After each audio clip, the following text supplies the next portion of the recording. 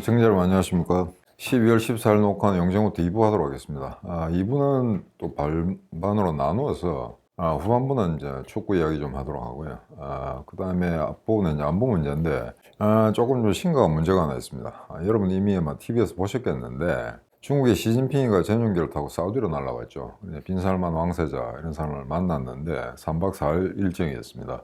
그런데 이제 그게 형식적으로는 걸프 국가들과 중국과의 어떤 그 전략협의회 뭐 이런 거 참석을 위해서 시진핑이 갔고, 그 주변에 있는 국가들이 마치 전부 시진핑을 찬양하기 위해서 예우를 갖추기 위해서 모인 것 같은 그런 그림이 그려졌습니다. 그런데 여기서 그냥 만나는 건 관계가 없으나 상당히 장기간의 이제 투자 협정 협력 뭐 이런 게 맺어졌다는 거. 그 다음에 여기서 지금 달러 패권 시대인데 이걸 갖다가 중국이 아마 사우디를 흔들어서 소위 말해서 위안을 갖다가 석유 수출 수입의 결제 수단으로 이용할 수 있다는 그런 가능성을 열어놓으면서 미국 중심의 어떤 패권 구도에 흠집을 내려는 이런 움직임이 포착됐습니다. 상당히 심각한 문제죠. 그래서 이건 아마 과거 같으면 전쟁을 할 수밖에 없습니다. 사우디하고 전쟁을 하든지 러시아하고 전쟁을 할 수밖에 없는데 이게 왜 이렇게 됐냐면, 원래 사우디는 지금까지 미국에서 셰일 가스가 발견되기 전까지는 미국이 다량으로 사우디에 석유를 사줬죠. 석유를 사주고 그 돈으로 이제 사우디는 미국의 군수 무기를 샀습니다. 미국이 일정 금액을 예치해 놓고, 그래서 아마 지금 현재까지 통계로는 연중 미국 무기를 가장 많이 산 나라가 1위가 사우디아라비아입니다. 그래서 이게 시진핑이 온 걸 보면 어떻게 보면 마치 우리하고 똑같이 군사 무기 체계 협정 뭐 협력 이런 건 미국하고 하고 경제 협력을 중국하고 하겠다, 이런 식의 이제 그런 그림이 그려질 수밖에 없는 상황이죠. 그런데 시진핑이가 여기에 미국이 가장 민감하게 생각하는 오일 달러, 그 다음에 그 어떤 그 페트로 달러, 사우디와 미국과의 어떤 전략적 어떤 그런 협력 관계, 거기에 어떤 균열을 내기 위한 그런 술책이 아닌가, 뭐 이런 식의 어떤 뭐 당연한 추측들이 나돌고 있습니다. 그래서 이게 왜 이렇게 되냐면은, 이걸 갖다가 그냥 사우디하고 미국 간의 균열이 생겼다라고 보기보다는 이제 정당의 문제가 좀 있습니다. 과거에 셰일가스가 발견되고 나서 이제 중동에서 손을 떼겠다는 게 이제 역력했죠.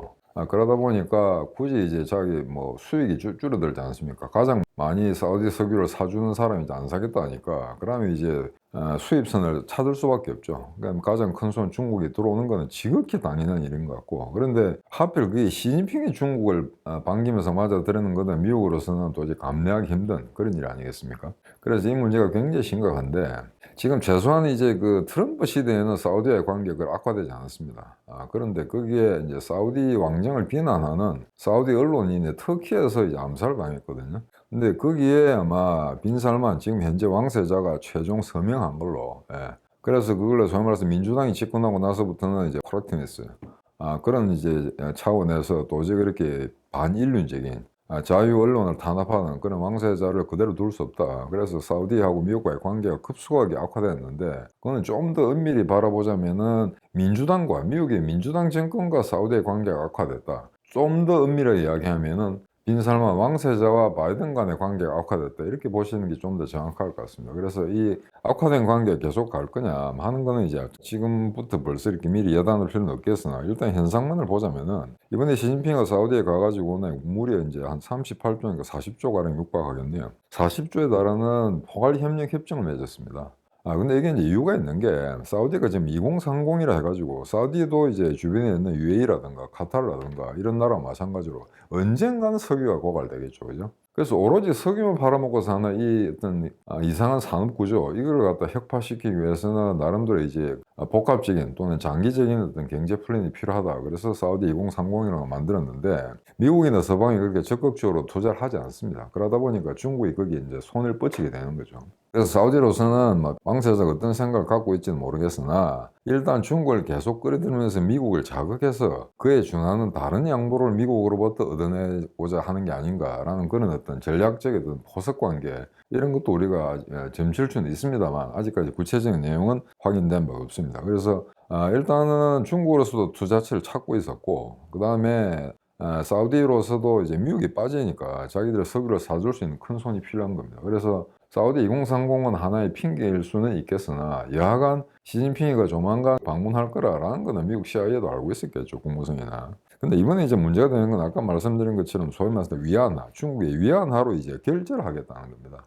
근데 이렇게 되면은 이 자체가 달러 패권에 대한 도전이 되고, 그렇게 되면은 굳이 이걸 위안화로 결제하게 되면은 갖고 있는 달러를 가지고 이제 미국 무기를 산다는 하는 기존의 어떤 그 선순환 구조가 사라지게 되는 거죠. 자, 그러면은 미국은 아마 역으로 이런 카드를 쓸 겁니다. 네가 만약에 중국과 그렇게 가까워진다면은 우리한테 최첨단 무기를 구입하는 데 문제가 발생할 수도 있어라고 하는 겁니다. 자, 그러면 이렇게 쉽게 생각할 수 있겠죠. 아니, 그러면 무기 수입 같은 것도 그냥 미국 안 하고 딴 나라부터 하면 되지 않느냐. 말은 쉽지만 그게 그렇게 되질 않습니다. 왜냐하면 인도가 아무리 지금 리밸런싱 한다고 해서 중국과 거리를 두고 중국과 계속 이제 각을 세우면서 이제 최근에도 이제 그 국경에서 분쟁이 일어났지 않습니까? 그래서 무기 체계를 부분적으로 서구화시킨다 하더라도 엄청나게 많은 기간이 걸릴 겁니다. 왜냐하면 기본적으로 국방에 인도 국방의 70%는 뭐 러시아제 무기를 쓰고 있거든요. 그래서 마찬가지입니다. 사우디는 거의 100%가량 이제 미제 무기를 쓰고 있는데 그걸 다른 나라 무기로 호환시킨다는가 대체시킨다는 건 그래 쉬운 일이 아니죠. 그래서 이거 아마 미국으로부터 제대로 이제 첨단 무기를 사들이는 문제, 이게 아마 어려움이 처할 수가 있고요. 그다음에 지금 이렇게 이제 페트로위안이라는 어떤 단어를 만들어내면서 미국의 패권 구도에 도전하겠다는 게 명백하게 된 이 시점에서 미국이 아무 액션을 취하지 않는다면은 시진핑은 더 파고들 겁니다. 아, 이렇게 민감한 부분을 자극했는데 미국이 가만히 있네? 그럼 좀 더 들어가야지라고 할 수도 있는 거죠. 사우디 역시 마찬가지고요. 그래서 지금 현재로서는 제 개인적인 생각으로는 이 문제에 대해서 아주 발빠른 행보를 해야 됩니다, 미국이. 강하게 빈살만을 압박할 수도 있는 거죠. 근데 이제 이 사우디라는 거는 사실은 우리가 이야기하는 교과서적인 어떤 그 시민사회 국가의 형성, 그다음에 국민국가 이런 개념은 전혀 다릅니다. 왕정 국가입니다. 그러니까 사실은 사우디는 내가 침미할 테니까 국내에서 혁명이나 쿠데타가 일어나지 않도록 우리 왕정을 보호해 달라라고 암묵적인 어떤 그런 계약 관계가 성립되는 거죠. 그래서 빈살만도 바보가 아니기 때문에 그걸 알 겁니다. 만약에 미국이 빈살만 이게 마음에 잘 들지 않는다라고 해서 CIA를 시키거나 아니면 CIA 사주를 받은 어떤 집단을 통해서 이 사람을 암살할 수도 있습니다. 그래서 그런 걸 알기 때문에 자기한테 경쟁할 수 있는 무슨 지인척이라든가 형제들 다 제거해 버렸거든요. 다 숙청했습니다. 그러니까 그런 어떤 술수를 쓰는 아주 머리 좋은 놈이기 때문에 미국이 당장 내부적으로 문제를 일으켜서 사우디의 빈살만 왕세자 권력 구조를 갖다 와해시키는 지금 당장은 어렵다고 보고요. 그래서 이제 이 달러의 패권에 도전 이게 상당 문제가 되는 게 일단은 이제 표를 한번 보시게 되면은 지금 현재 그 석유 그다음에 가스 이런 걸 갖다가 수출 수입하는 데서 결제 수단이 주로 이제 달러로 되어 있습니다. 그다음에 이제 다른 이제 외환들도 있는데 지금 현재 구조를 보시게 되면 달러가 88.5%, 그다음에 유로가 30.5%, 그다음에 일본 엔이 16.7%, 영국의 파운드가 12.9%, 그다음에 중국이 7%입니다. 여러분들 이 수치 좀 이상하죠? 이러면 100%가 넘지 않느냐? 100% 넘습니다. 왜 200%를 잡았냐면은 우리가 다른 화폐로 석유를 산다고 할 경우에도 또 어차피 태환, 달러로 바꿔야 됩니다. 그래서 그걸 감안해서 200%를 잡았거든요. 200%를 잡았는데 이제 88% 이상이 미국 달러로 결제가 되고 있다는 거는 사실상 가스의 수출입, 석유의 수출입은 전부 달러로 결제된다는 이야기입니다. 근데 그게 중국은 7%밖에 되지 않습니다. 이거 좀 이상하지 않습니까? G2, 미국 다음 가는 GDP 규모를 가진 게 중국인데 실제 석유 시장, 가스 시장에서 거래되는 결제 수단은 아직은 너무 미미한 거죠. 위안 같은 경우에. 그러니까 이게 7% 같은데 만약 100% 잡았을 경우에는 3%밖에 되지 않는다는 이야기입니다. 근데 이 구조를 갖다가 중국이 뒤바꾸겠다는 거죠.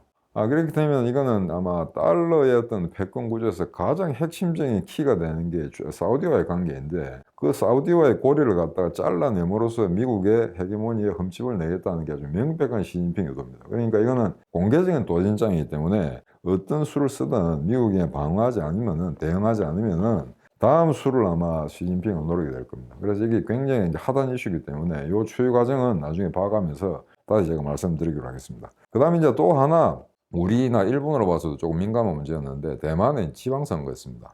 이게 이제 여기에 이제 여당이 참패하면서 국민당 이게 뭐 친중 분자들 꽉 찼죠. 그래서 그게 그 대표도 좀 웃기더라고요. 장개석이 손자 같은 놈이 이제 국민당을 아마 이끌고 있는 모양인데 지방선거에서 대선을 거뒀습니다. 그래서 민진당 같은 경우에는 이거 뭐 참패였는데 이것 때문에 중국이 대만을 쳤을 경우 또는 치지 않더라도 대만을 적화시킬 수 있는 게 아닌가 하는 우려가 이제 발생했고 그 다음에 이 미국이라든가 일본이나 한국이라든가 대만의 안보를 갖다가 굉장히 염려하는 이런 이웃 국가들의 입장도 굉장히 난처하게 됐다라는 게 세간의 평가인데 반드시 그렇지만은 않습니다. 왜냐면은 잘 한번 생각해 보십시오. 대만의 지방선거는 4년마다 치러지는데 지난번 대만 선거에서도 민진당이 참패를 했습니다. 참패를 했는데 총통 선거에서는 또 최대 표로도 압승을 했거든요. 그러니까 이게 좀 이해가 되지 않지 않습니까? 그죠? 그렇기 때문에 이번에 4년 전과 마찬가지로 이번에도 집권 여당이 참패했음에도 불구하고 2년 뒤에 있을 총통 선거에서는 또 다른 결과가 나올 수 있다는 겁니다. 그래서 이건 한강에 어떤 이야기가 되냐면은 대만인 같은 경우에는 지방선거 같은 경우에는 철저하게 자국의 향토적 이익, 지역적 이해의 관계에 기반해서 투표를 한다는 거죠. 그리고 총통선거 같은 경우에는 그런 자잘한 미시적인 이해관계보다는 국방이라든가 안보라든가 그다음에 글로벌 경제라든가 그런 이슈 차원에서 좀 더 그 지금까지 자기들이 어떤 편협한 지역적 이해와는 다른 사고체계에 의해서 투표를 한다라고 하는 전문가가 있습니다. 근데 4년 전에 그렇다고 해서 반드시 이번에는 그렇게 되냐 하는 건 아니죠. 그래서 지금 이번 지방선거 결과가 이제 결과를 전혀 예측 못한 바는 아닙니다. 대부분 이렇게 이제 여당이 참패할 거라고 생각했는데 그럴 수밖에 없죠. 지금 현재 권력을 잡고 있는 모든 나라의 여당들은 집권 여당은 불리합니다. 코로나, 그다음에 전 세계적인 경제 붕괴 이런 현상 때문에 거기서 좋은 표를 얻을 수가 없죠. 근데 오히려 그런 측면에서는 이번에 중간 선거에 미국의 민주당이 어마어마하게 선방했다라는 거는 제3 거듭해서 강조할 수가 있을 것 같습니다. 특히 조지아 같은 경우에도 12월 며칠 전에 결과가 나왔죠. 트럼프가 졌습니다. 그래서 미 상원에서 확실하게 51대 49로 민주당이 이제 레버리지를 유지하는 걸로 그렇게 됐지 않았습니까? 그래서 이 지방선거 하나 가지고 그렇게 일희일비할 필요는 없다. 다만 국제정세에 이렇게 민감하게 돌아올 경우에 대만인들이 우크라이나처럼 용감하게 싸우기를 원하느냐, 아니면 비굴하게 중국에 붙어서 적당히 연명하자는 쪽으로 국민 여론이 형성될 거냐 하는 건 좀 더 지켜봐야 될 것 같습니다. 자, 그러면 이제 축구 이야기하도록 하겠습니다. 이 방송이 나올 때쯤 되면 이제 월드컵 다 결승이 다 끝나 있겠죠. 그래서 별 재미가 없을 수도 있는데 일주일에 한 번 월드컵 이야기를 하다 보니까 이게 좀 시차적으로 안 맞을 수가 있습니다. 그래서 지난번에 제가 16강전이 끝나고 난 다음에 4강은 아마 아르헨티나, 브라질, 프랑스, 포르투갈이 될 거다 이랬는데 50%밖에 맞지 않았습니다. 다만 브라질, 지금 피파 랭킹 1위 브라질이 크로아티아한테 진다든지 그 다음에 8강에 오른 최약체 모로코가 호날두의 포르투갈 이긴다고 예상한 사람들은 별로 없을 겁니다. 그래서 저도 그냥 안전빵으로 예측을 했는데 8강전을 좀 이제 되도록게 생각해 보면은 8강전부터 진정한 월드컵이라고 말할 수 있죠. 16강까지는 다크호스도 나오고 돌발 변수도 나오고 충격과 쇼크, 이변 이런 게 연속일 수도 있습니다. 8강부터는 그런 일이 잘 일어나지 않는다. 그렇다고 전혀 없지는 않습니다. 일단 아르헨티나, 네덜란드 저는 2대2 난타전 끝에 이거는 거의 2대0으로 아마 아르헨티나가 굳히는 게 아닌가 싶었는데 어떻게 기적적으로 후반전 말미에 두 골을 이제 몰아치면서 2대1로 됐다가 이제 승부차기로 왔습니다. 근데 이게 지금 제 기억으로는 아르헨티나라는 게 남미 국가인데 굉장히 이제 핫템퍼잖아요. 그죠? 평정심도 없고. 근데 이 나라가 월드컵 승부차기에서 지는 걸 제가 별로 본 적이 없습니다. 제 기억에 모든 승부차기 이겼고 딱 한 번 2006년 독일 월드컵 때 그때 독일한테 진 거, 홈팀 독일한테 승부차기에서 진 거, 그거 외에는 진 적이 없는 걸 알고 있습니다. 혹시 제 기억이 잘못됐다면 축구 도사로 생각하시는 분들은 기록을 찾아서 한번 평가해 주시기 바랍니다. 아무튼 라틴적인 기질, 게르만족들 같은 게 그러니까 유럽에 있는 북부 인종들 같은 경우는 굉장히 차분하죠. 승부차기라든가 이런 데 있어서. 근데 굉장히 보면은 뭐라 그럴까, 좀 이제 안정감이 없는 그런 국민성을 가진 라틴계 대표 아르헨티나가 승부차기는 지나칠 정도로 침착하게 잘한다는 그런 느낌을 받았습니다. 그래서 이번에도 네덜란드를 이겼고요. 그래서 이거는 아마 지난번에 2014년하고 똑같은 결과는 네덜란드도 제가 아마 승부차기 이긴 걸 별로 본 적이 없습니다. 그래서 아마 난타전인데 무려 18개의 옐로카드가 나왔다. 이게 아마 월드컵 레코드일 겁니다. 제가 알기로는 18개 그보다 하나 낮은 게 16개 옐로카드가 나온 적이 있는데 그거는 2006년 독일 월드컵 때 네덜란드와 포르투갈의 대결이었습니다. 네덜란드가 특별히 그럼 거칠고 이렇게 더티한 팀이냐? 그렇지는 않습니다. 근데 우연히 이렇게 월드컵 기록 18개, 18개의 옐로카드, 16개 옐로카드, 그게 다 당사국이 아마 네덜란드로 된 것도 하나의 좀 이제 재미난 부분이 아닌가 그렇게 생각되고 있습니다. 그 다음에 이제 브라질과 크로아티아 이제 승부차기인데요. 물론 이제 먼저 브라질의 네이마르가 한 골 선취골을 넣었죠. 근데 너무 이제 빠르게 동점골을 허용하면서 이게 승부차기로까지 이어지게 됐는데 뭐 이쯤 되면 재수라고 봐야 되겠죠. 물론 크로아티아가 전대회 2위의 국가이기 때문에 그 여러분들 기억하실런가 모르겠는데 1998년 프랑스 월드컵 때 크로아티아가 9-6-5에서 독립한 나라로서 처음으로 월드컵에 등장합니다. 처음으로 등장해서 무려 3위가 됩니다. 독일하고 네덜란드를 격파하고 월드컵 3위에 올라가게 되죠. 처음 출전해서. 그런 이제 관록과 재력을 가진 국가이기 때문에 그렇게 표명할 수 없는 팀입니다만 야간 설마 브라질이 크로아티아는 지겠는가라고 생각했었는데 네이마르가 첫 골을 넣고 나서 안전빵으로 두 번째 골을 재빨리 확보하면서 킬오프를 해야 됐었죠. 근데 이제 크로아티아가 이제 그 반전 공세하는 데는 정말 대단한 국가입니다. 그러니까 특히 이번 월드컵 같은 경우에 첫 골을 허용하고 난 다음에 그걸 만회하고 대받아치는 그런 능력 말이죠. 그래서 이게 브라질한테도 이제 그 발휘가 됐는데, 승부차기에서 진 거는 브라질로서는 억울할 수밖에 없지만, 여하간 90분 내에 골을 성공시켜서 크로아티아 정도를 격파시키지 못했다면은 결승전 올라갈 자격이 없는 게 아닌가. 그래서 저는 사실 브라질이 이길 거라고 생각했습니다만 크로아티아가 브라질을 이겼다고 해서 이걸 이변이라고는 할 수 없다고 생각한 사람이었습니다. 왜냐면은 잘 한번 생각해 보십시오. 흔히 영원한 우승 후보 브라질이라고 하지 않습니까? 근데 요 최근의 기록은 엉망입니다. 2014년 자국에서 브라질 월드컵을 개최했을 때 준결승에서 독일한테 7대1로 집니다. 이 7대1이라는 스코어는 우리로 치면은 일본한테 능욕당한 을사조약 그거보다 더 더한 겁니다. 이거. 브라질의 국민 감정으로 봐서는 7대1로 졌거든요. 그 다음에 2018년 러시아 월드컵 때 벨기에한테 집니다. 8강에서 또 집니다. 이번에도 8강에서 무너졌고요. 그러니까 요 최근의 어떤 기록들을 보자면은 전 대회 준우승한 크로아티아가 브라질을 이길 수도 있다는 거죠. 그래서 이거는 브라질을 승부차기에서 졌기 때문에 누가 더 얼등이 강했다라고는 이야기할 수 없지 않습니까? 그래서 제 개인적으로는 브라질이 탈락했다는 거, 8강에서 탈락됐다는 게 큰 이변은 아니다라고 이제 생각하고 있습니다. 그다음에 이제 포르투갈하고 모로코전인데, 이것도 보면 정말 제가 90분 경기를 다 봤는데 이 포르투갈이 그 직전 대회 경기에서 16강전에서 스위스를 6대1로 구타하지 않았습니까? 근데 호날두를 빼고 더 팀워크가 좋아졌다는 거죠. 근데 그런 팀이 최약체로 뽑히는 모로코한테 일격을 허용했다. 이것도 정말 축구사에서 설명하기가 정말 힘든. 그래서 아마 여러분들 기억하시겠습니다. 딱 한 골을 먹고 경기가 끝났는데 모로코의 전방 스트라이커가 거의 정말 골키퍼보다 더 높은 키를 이용해서 높은 타점으로 헤딩골을 성공시켰죠.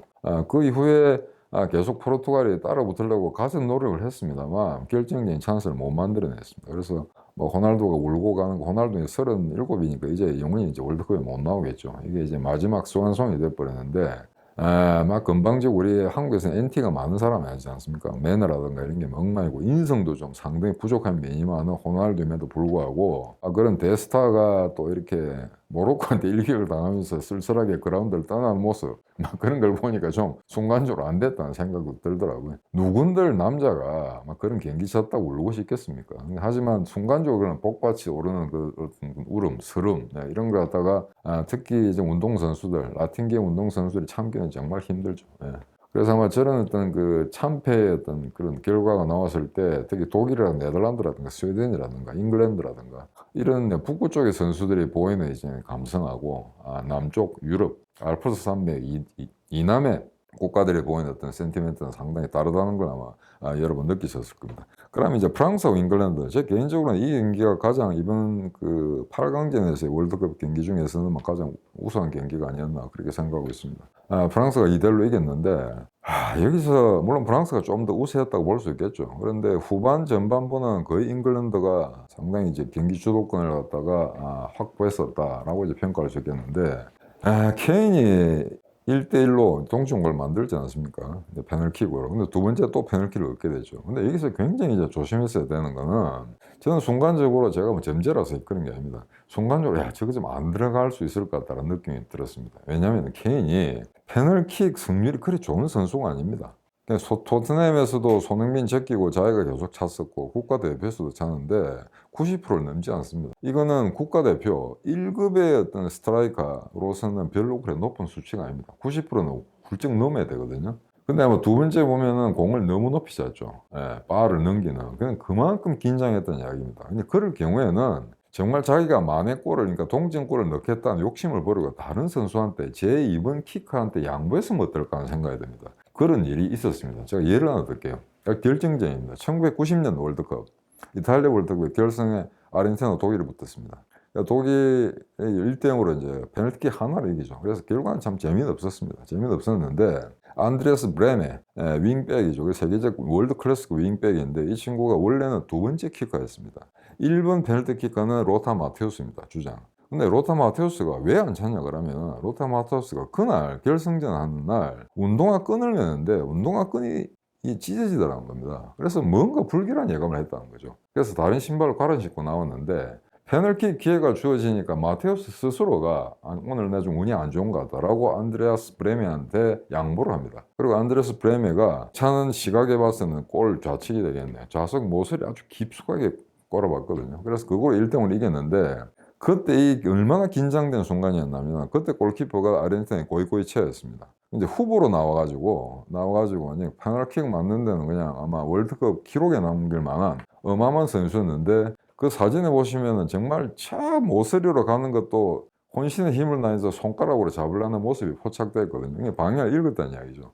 그럼에도 불구하고 그게 만약에 브레메가 찬 공이 조금이라도 오른쪽으로 5cm, 10cm만 오른쪽으로 갔다 하더라도 아마 블로킹 당했을 거라고 생각할 수가 있겠죠. 그래서 여하간 독일이 가까스로 1대0으로 이제 그 당시 마라도나가 이끌던 아르헨티나를 무찌릅니다. 그래서 이 사례를 보게 되면은 정말 그때 본인이 너무 흥분했다든가 긴장됐다든가라고 한다면 케인은 다른 선수한테 양보를 했어야 되지 않을까.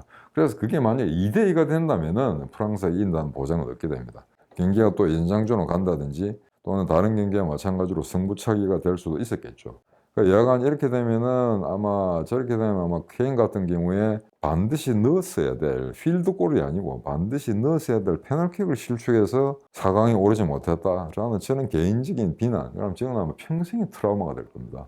그래서 저런 거는 좀 욕심을 내서는 안 된다. 그리고 실제 정말 월드 클래스라는 스트라이커들, 미드필더들이 궁극적으로 페널킥을 실축하는 경우가 무지하게 많거든요. 아무리 대스타를 하더라도 월드컵이란 그런 긴장된 무대에서는 100% 평정심을 유지하기는 정말 힘듭니다. 그렇기 때문에 어떤 대스타, 대선수라도 실수를 할 수 있고 긴장되기 때문에 그런 경우에는 조금 한 템포 죽여서 다른 사람한테 양보했으면 좋지 않을까 그런 생각인데 여하간 아르헨티나, 크로아티아, 모로코, 프랑스가 이제 4강에 올라왔고 오늘 이 방송을 하기 전에 제가 새벽에 아르헨티나, 크로아티아 시합을 봤습니다. 3대0으로 아르헨티나가 이겼는데요. 그 두 번에 걸친 승부차기 끝에 이제 4강전에 갔기 때문에 굉장히 지쳐 있었을 겁니다, 크로아티아가. 그리고 크로아티아가 지난 4년 전, 8년 전에 비해서 그렇게 전력이 강화됐냐? 그렇지는 않거든요. 그래서 일본과 16강 하면서 기껏해야 뭐 승부차에 가서 일본을 눌렀다 하는 걸로 봤을 땐 그렇게 뭐 매력적인 팀은 아니었습니다. 그런데 처음 시합 초반부는 상당히 이제 볼 준비를 높여가면서 아르헨티나를 처음부터는 굉장히 농락했다고도 할 수 있는데 이제 페널킥을 이제 메시가 넣으면서 완전히 이제 분위기가 무너져 버렸죠. 그다음에 메시가 선발로 골을 넣고 난 다음에 두 번째 그 스트라이커가 두 번째 골을 넣게 됐죠. 그다음에 그러면서 전반전에 2대0이 돼 버리니까 이제 완전 돌이킬 수 없는 그렇다 하더라도 후반전이 돼서 만약에 빠른 시간 내에 크로아티아가 만회 골을 넣었더라면 또 상황이 달라졌을지 모르나 세 번째 메시가 패스해준 골로 그냥 그거로 아마 완전히 크로아티아가 킬오프 되는 그런 상황이었습니다. 그래서 정말 이 노획장들 이 경기가 정말 이제 시합 전에 굉장히 이제 관심을 끌었던 거는 크로아티아와 아르헨티나.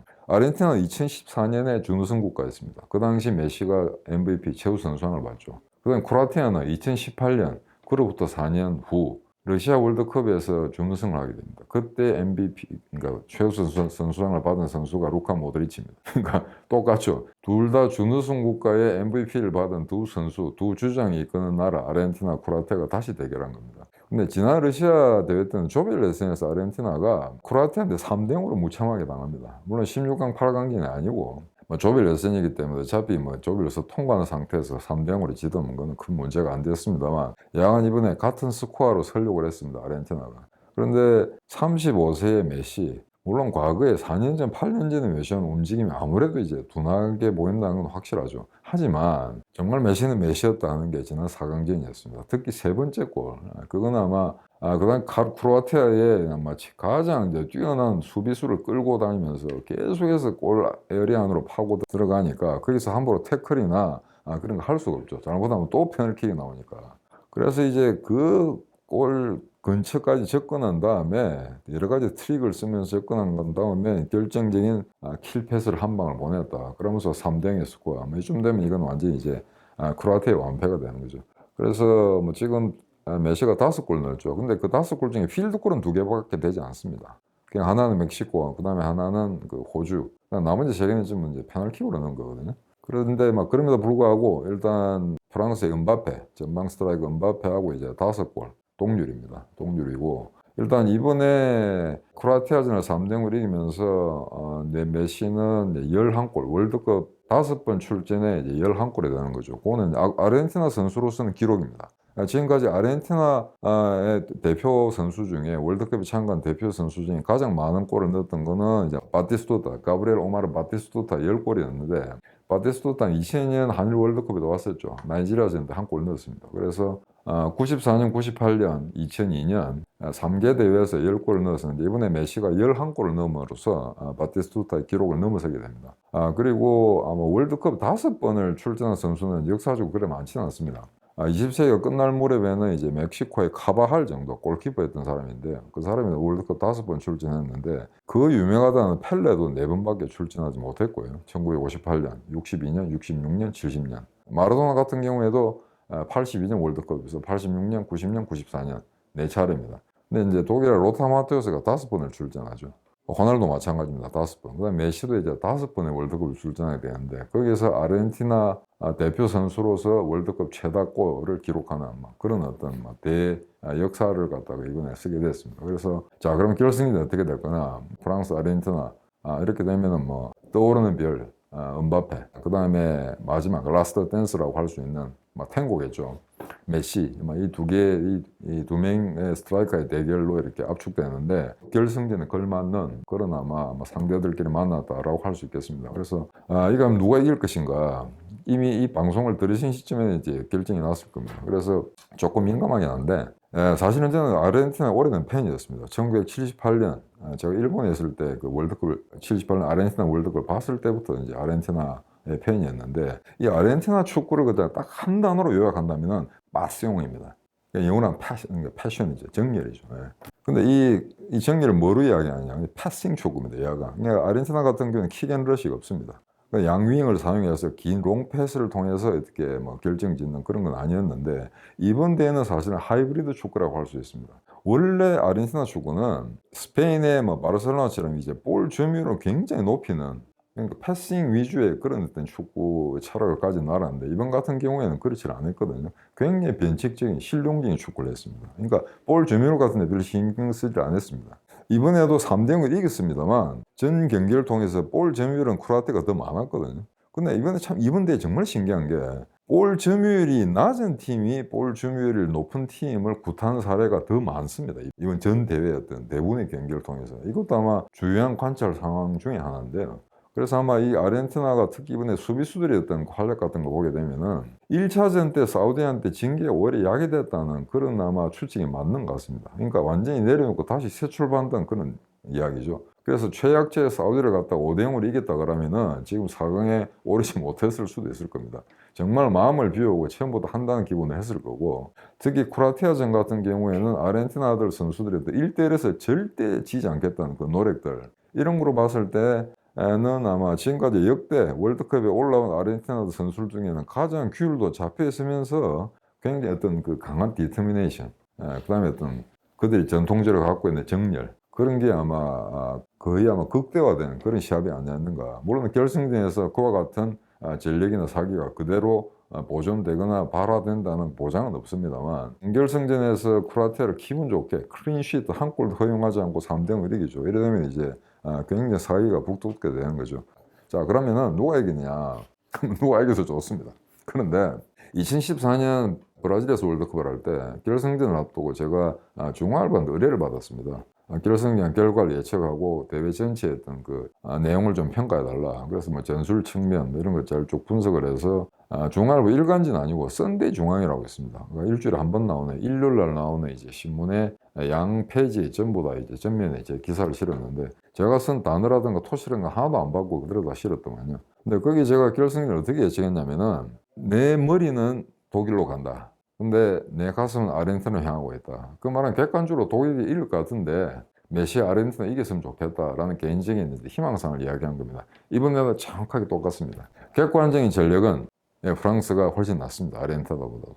공수 어떤 연결 시스템이라든가 그다음에 개개인의 어떤 피직, 그다음에 어떤 역량, 그다음에 지금까지 이제 그 골을 만들어 나가는 그 과정에서 봤을 때 어떤 그 집합적인 포메이션의 움직임 이런 걸 봤을 때는 프랑스가 그래도 아르헨티나보다는 한 수 위가 아닌가라고 생각되는데 물론 이제 그 올리비에 지루 같은 지금까지 별로 그렇게 뭐 대단한 선수라고 생각하지 않았습니다만 월드컵에서 앙리의 기록을 깨는 막 그런 어떤 골잡이로 이제 다시 늦깎이로 이제 등장을 했었고요. 그다음에 은바페가 지금 2개 대회 무슨 9골을 넣으면서 이제 펠레에 버금가는 그런 선수가 되지 않을까라는 그런 추측들도 만개하고 있습니다만 역시 메시가 있는 아르헨티나 그다음에 메시와 버금가는 선수는 아직까지 프랑스에는 없죠.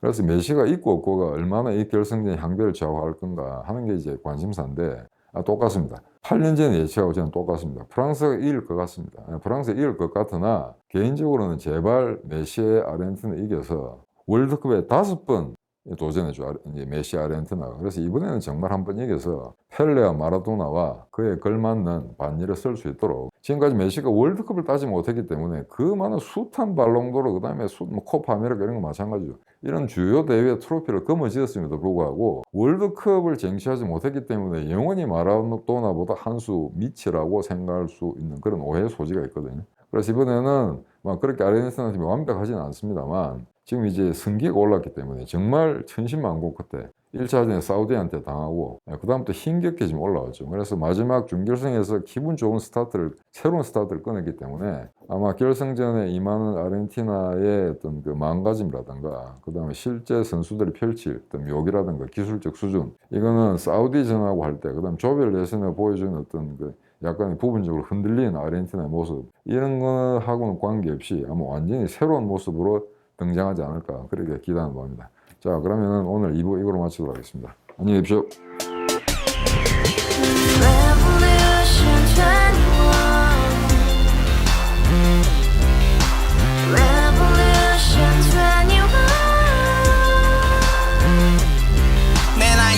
월세 30 코인빚만 300 서울에 온 지 벌써 10년 아둥바둥 버텼지만 여전히 난 반지 하에 제왕 곰팡이 연문제약 내비랑 깡통망통 완전히 폭망 고시원 창문만큼 작아진 내 꿈 연애 결혼 내 집 모든 게 헛꿈 1년 전 떠난 여친 울며 말했지 같이 써봤자 평생 가본 게 꼭꼭꼭하지 가바후스 700 나도 소유주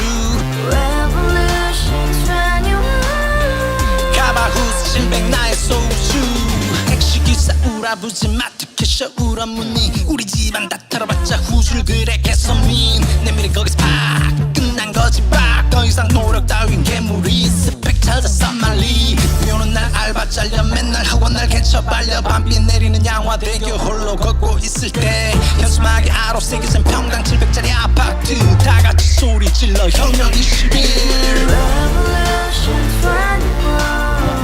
가바후스 700 나도 소유주 가바후스 700 나의 소주 Together in the house, brand new day, and your dream had just begun. Yeah.